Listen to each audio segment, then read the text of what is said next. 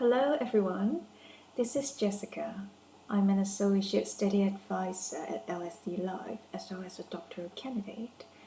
I love doing research and I enjoy very much diving in my data, but I also know how messy your data can be. So today in this video, I would like to share 3 tips with you, especially if you're managing your data. I hope this would be helpful. Firstly, it is actually a little piece of memo. Though it is only a little piece of memo, but don't underestimate it. What I have written on this memo is my overarching research question, and after that I will stick it on top of my monitor. I know you won't forget your research question, but trust me, when you're managing your data, it can be relatively messy. No matter if you're doing quantitative analysis, lots of numbers, lots of correlations, and if you're doing qualitative research, lots of codes, themes, and so on. And the data will be suggesting you a lot of different stuff. So my research is about sound, meanings, emotions, and protests. However, my data is suggesting me a lot of different ideas. For example, attitudes, political beliefs, social interactions, public space, and so on. Of course, those are related stuff.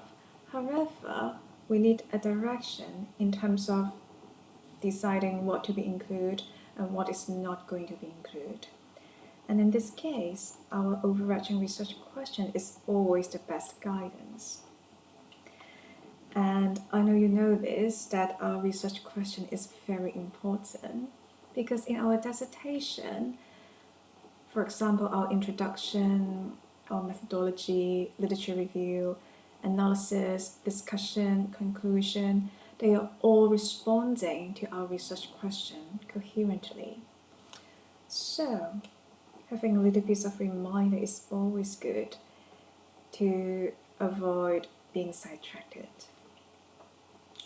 And my second tip is actually my notebook. And you can also have an online version, for example, a continuously running online document like Google Document or Microsoft Word if you like. I would call this a collection of inspirations.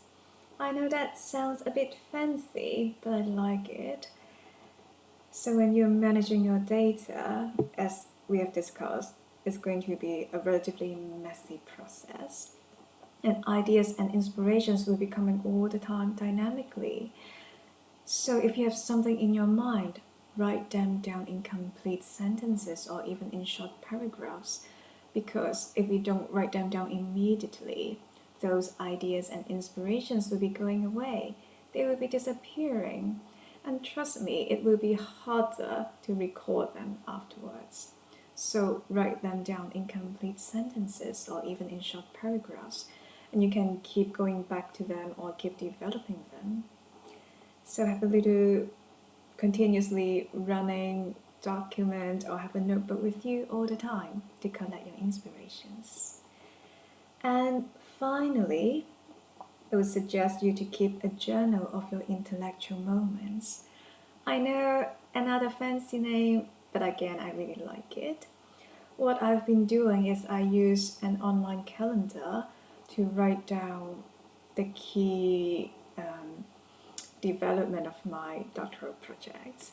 So for example, today I've been reflecting on the concept of reflection or mediation, and the next day I've developed it into sonic mediation in responding to my research question, and that's why I've written down sonic mediation.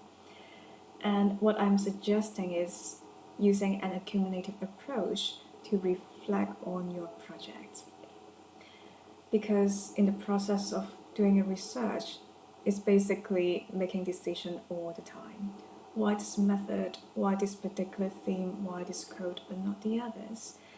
And being reflexive all the time and keep track on your ideas and thought will help you to justify your decisions when you are writing up.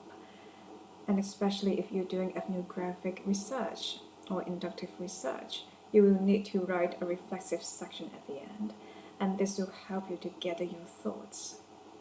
And trust me, it is also a very rewarding process to notify your little growth, your little intellectual moments day by day. So, today we have discussed how to manage our data in a more organized way. And firstly, it is a little piece of reminder. And secondly, it's a collection of your inspiration using your notebook or an online document. And finally, it's a journal of your intellectual moments to keep track on your reflexive process. I hope these tips will be useful to you, and if you feel like that, please give it a go. And thank you for watching, and I hope you will enjoy your research process.